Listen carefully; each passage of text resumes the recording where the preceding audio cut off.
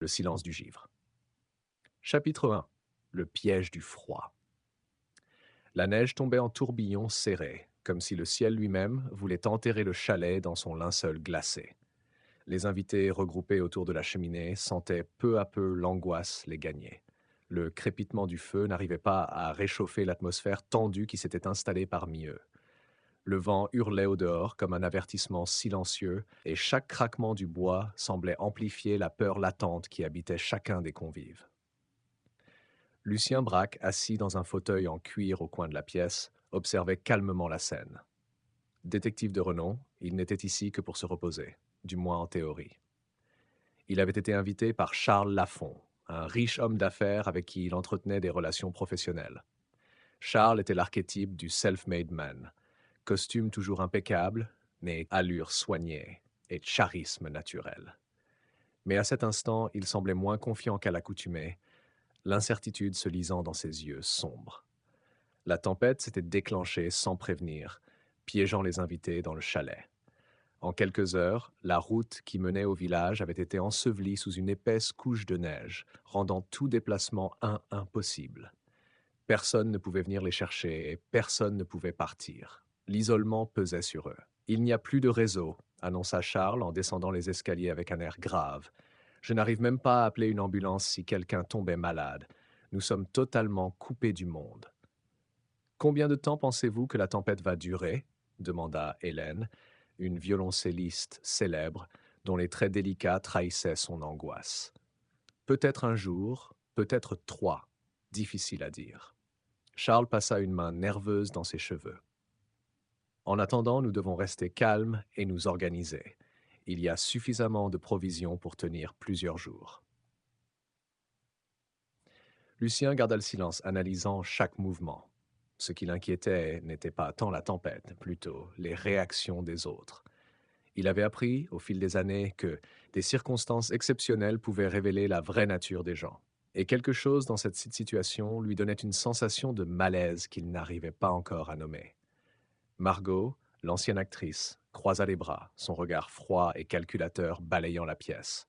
Eh bien, au moins, nous ne manquons pas de confort, lança-t-elle avec un sourire crispé, tentant de détendre l'atmosphère. Paul, l'avocat, se tourna vers elle, hochant la tête. Oui, il faut relativiser. Ce n'est pas tous les jours qu'on a l'occasion de rester coincé dans un lieu aussi luxueux. Le silence s'installa à nouveau. Tous savaient que le chalet n'était pas une prison ordinaire. Son isolement, ajouté à la tempête, en faisait un piège naturel, et personne ne pouvait prévoir combien de temps il serait coincé là. Margot hurla en découvrant la scène, tandis que Hélène reculait d'un pas. Blême. Paul, lui, porta la main à sa bouche, incapable de prononcer un mot. Charles arriva en courant, s'arrêtant net à la vue du cadavre. Lucien s'agenouilla près du corps de Victor, jetant un regard rapide sur la pièce. Rien ne semblait avoir été déplacé, aucune lutte apparente, mais le meurtre avait été rapide et brutal. Que s'est-il passé demanda Charles, le souffle court. C'est évident, non murmura Margot, encore sous le choc. Il a été assassiné. Lucien se redressa, les traits sérieux. Personne ne doit quitter cette pièce tant que je n'aurai pas examiné la scène. Il scruta les visages autour de lui. Nous sommes tous coincés ici. Cela signifie que le meurtrier est parmi nous. Un silence glacial tomba sur le groupe. La réalité de la situation frappait chaque invité avec une violence inattendue. L'idée que quelqu'un parmi eux puisse être un assassin rendait l'atmosphère encore plus étouffante que la tempête extérieure. Mais qui pourrait faire ça? Pourquoi Victor demanda Paul d'une voix tremblante. Lucien resta silencieux un moment, observant le corps, réfléchissant. Victor tenait une vieille clé rouillée dans sa main droite, et cela éveilla la curiosité du détective. Il l'examina sans la toucher. Cette clé n'avait rien à voir avec une serrure moderne. Elle semblait appartenir à une époque révolue. Cette clé, murmura-t-il pour lui-même. Elle a une importance. Victor l'a tenue jusqu'à la mort. C'est probablement un indice. Charles fronça les sourcils, visiblement troublé. Mais je ne reconnais pas cette clé. Elle ne correspond à aucune serrure du chalet. Il va falloir interroger chacun de vous, déclara Lucien en se redressant. Le meurtrier est encore ici. Nous devons découvrir qui il est avant qu'il ne frappe à nouveau. Identités égarées. Les heures suivantes furent consacrées aux interrogatoires. Lucien commença par Margot, dont les nerfs étaient à vif. Elle ne cessait de parler, se justifiant de tout et de rien, son discours devenant rapidement incohérent. Elle prétendait avoir connu Victor vaguement, lors d'une soirée mondaine à Paris, mais sa voix tremblante trahissait une nervosité excessive. Vous dites que vous ne le connaissiez pas vraiment, mais pourquoi avez-vous réagi de manière aussi intense? Demanda Lucien, perçant du regard l'actrice qui avait perdu son masque de sang-froid. Je... je ne sais pas. C'était tellement brutal, balbutia-t-elle. Lucien continua avec les autres invités. Paul, l'avocat, semblait plus sûr de lui, mais ses réponses étaient étonnamment vagues. Il prétendait ne pas bien connaître Victor non plus, mais ses yeux évitaient constamment le regard du détective, ce qui piqua la curiosité de Lucien. Hélène, la musicienne, offrait des réponses brèves, mais elle aussi semblait garder une certaine distance émotionnelle avec l'affaire. Tout disait avoir été dans leur chambre au moment du meurtre, et personne n'avait vu ou entendu quoi que ce soit. Puis vint le tour de Sophie. Dès les premiers instants, Lucien sentit que quelque chose ne tournait pas rond. Contrairement aux autres, elle semblait étrangement calme, presque détachée de la situation. Lorsque Lucien l'interrogea sur ses liens avec Charles, elle hésita un instant avant de répondre qu'elle avait été invitée à la dernière minute, suite à une rencontre fortuite lors d'une exposition d'art. Cependant, Charles, interrogé peu après, nia formellement l'avoir invitée personnellement. Je pensais qu'elle était une amie de Margot ou de Paul, dit-il, visiblement surpris. Lucien commença à assembler les pièces du puzzle. Sophie mentait, c'était clair. Mais elle n'était pas la seule. Margot, Paul et même Hélène donnaient des informations contradictoires. Tout indiquait que plusieurs invités n'étaient pas ce qu'ils prétendaient être. Chacun jouait un rôle, cachait des parties de son passé, et maintenant, avec un meurtre sur les bras, leur masque commençait à se fissurer. Les masques tombent. Lucien s'avança vers une porte dissimulée derrière une vieille bibliothèque en bois. Le chalet, construit il y a plusieurs décennies, regorgeait de recoins secrets que seul un œil averti pouvait repérer. Il inséra la clé dans la serrure, un déclic métallique résonna dans la pièce, et la porte s'ouvrit lentement. Derrière, une petite pièce exiguë apparut, ses murs couverts de poussière, trahissant un manque d'utilisation évident. Mais ce qui attira l'attention de Lucien, et bientôt celle des autres, étaient les nombreux dossiers entassés sur une table en bois au centre de la pièce.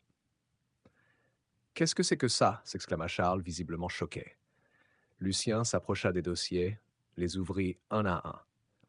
Chaque dossier contenait des informations détaillées sur les invités présents dans le chalet. Des photos, des notes personnelles, des détails intimes que seul un enquêteur minutieux aurait pu obtenir. Chaque document révélait des secrets enfouis que personne n'aurait voulu partager. Margot, par exemple, avait falsifié son identité pour cacher un passé peu reluisant. Elle n'était pas seulement une ancienne actrice, mais aussi une fugitive recherchée pour escroquerie en Europe de l'Est. Quant à Paul, il n'était pas vraiment avocat, mais un ancien escroc ayant utilisé sa fausse profession pour tromper ses clients et détourner de l'argent.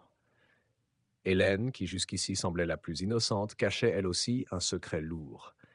Une affaire vieille de plusieurs années la liait indirectement à une série de disparitions inexpliquées dans un cercle d'amateurs d'art. Sophie, enfin, était totalement inconnue. Son dossier était vide, excepté quelques vagues notes, ce qui augmenta encore plus les soupçons sur elle. Victor avait découvert cette pièce, déclara Lucien en se tournant vers le groupe, son regard perçant chacun d'eux. C'est pourquoi il a été tué. Le meurtrier voulait l'empêcher de révéler ses informations. Margot éclata en sanglots. C'est insensé. Nous sommes tous piégés ici. Pourquoi quelqu'un ferait-il ça? Parce que quelqu'un avait tout à perdre, répondit Lucien calmement, et il savait que la tempête rendrait toute fuite impossible. Mais il a sous-estimé une chose. En cachant ces informations, il a laissé une trace qui mènera directement à lui. Tous se turent, chacun digérant l'ampleur des révélations. Le poids des secrets menaçait d'écraser le groupe sous une avalanche d'accusations. L'atmosphère était encore plus tendue que jamais, et tout semblait sur le point de craquer. « Alors, qui est-ce » demanda finalement Paul, la voix teintée de panique. Qui est le meurtrier? Lucien fixa longuement chacun des invités. Il y avait encore une pièce manquante au puzzle, une dernière chose qu'il devait comprendre avant d'accuser qui que ce soit. Le coupable dévoilé. La nuit était tombée, la tempête avait enfin commencé à faiblir, mais l'atmosphère à l'intérieur du chalet restait glaciale. Après avoir exploré les dossiers, Lucien prit un moment pour réfléchir, revoyant chaque conversation, chaque détail troublant. Puis, soudainement, la vérité lui apparut, aussi claire que la neige dehors. Le meurtrier avait fait une erreur fatale. En s'appuyant sur plusieurs fausses identités, il avait créé des alibis croisés, rendant impossible pour chacun de prouver qui il était vraiment. Mais cette complexité était aussi son talon d'Achille. En cherchant à brouiller toutes les pistes, il avait laissé des indices contradictoires qui, une fois réunis, pointaient dans une direction précise. Je sais maintenant qui a tué Victor, déclara Lucien en revenant dans le grand salon, où tout l'attendait dans un silence tendu. Sophie, qui jusque-là était restée en retrait, afficha un sourire énigmatique. Oh, vraiment? J'ai hâte d'entendre cette explication. Lucien s'avança lentement vers elle. Tout ceci n'était qu'une illusion. Vous avez utilisé les fausses identités des autres invités pour créer un labyrinthe d'alibis. Chaque piste nous ramenait à un autre suspect, mais en réalité, vous étiez là dès le début, tirant les ficelles. Les autres le regardaient, confus. Charles fut le premier à rompre le silence. Attendez, Sophie? Sophie n'existe pas, reprit Lucien, ou du moins pas sous cette identité. Elle a pris l'apparence de quelqu'un d'autre pour se fondre parmi nous. Son dossier est vide parce qu'elle n'était pas prévue ici. Elle s'est invitée elle-même. Sophie sourit à nouveau, mais cette fois, son masque se fissura. Et alors, Lucien, peut-être que je me suis invité, mais vous n'avez aucune preuve de ce que vous avancez. Lucien se rapprocha d'elle, ses yeux étincelants d'une conviction implacable. Votre erreur, c'est d'avoir laissé Victor entrer dans cette pièce. Il a découvert vos dossiers. Il savait que vous manipuliez les identités de plusieurs invités. C'est pourquoi il a pris cette clé. Il voulait dévoiler votre secret à tous. Mais vous l'en avez empêché, n'est-ce pas? Sophie s'apprêta à répondre, mais Lucien la coupa.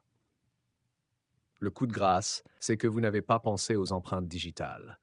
Les dossiers que Victor a manipulés contiennent les vôtres. Il n'y a que vous qui pouviez entrer dans cette pièce avant que nous ne découvrions son existence. Le visage de Sophie se décomposa lentement. Elle réalisa que, malgré tous ses efforts, elle ne pourrait plus échapper à la vérité. Vous êtes trop intelligent, Lucien, dit-elle finalement avec un soupir. Mais cela ne change rien.